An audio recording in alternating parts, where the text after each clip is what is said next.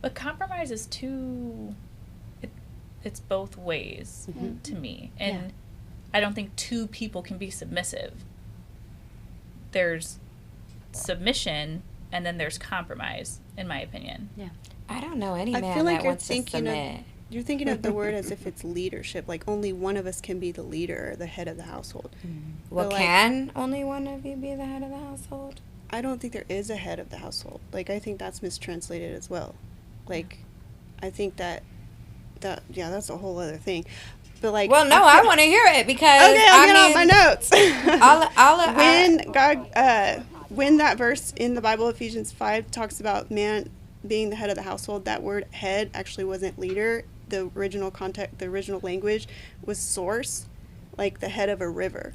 So it was actually husbands are the head of, like the source of your wife, the one Adam, like Eve came from Adam, your equal, your partners, you provide for her, you take care of her, nurture her.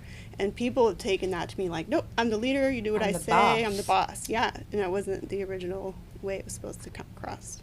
That is actually amazing. Yeah, we don't, if we both mutually respect and understand and love and serve one another, we don't need a leader. You know how many men would roll their eyes right now? I know. Like, Well, they can But keep like, on can they rolling put 'em. themselves in our shoes? Like, it's unfair of them to expect us to obey them unconditionally, and they lead us in all things, and they wouldn't do the same for us. So like, we have to. and like balance. Gabby said, we putting in 100 all day, all night. Mhm.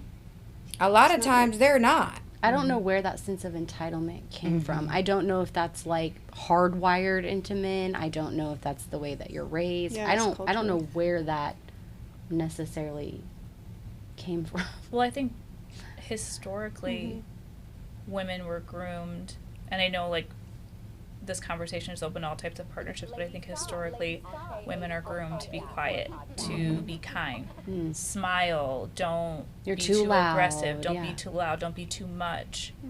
So like I think that's where it comes from, because men are groomed the opposite. You should be loud, you should be strong, you should be heard, and all of these bullish things.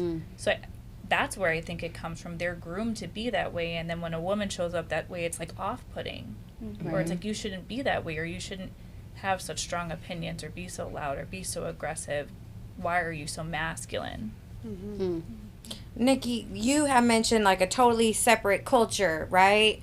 And that single mom era, and it's exact opposite of what you might traditionally be told to do. So is that a green light that if you a single mom, you don't need to submit to anybody? There is no, and again, it's what that word means to somebody. But from your background, like, how do you feel about that word submit? I mean, I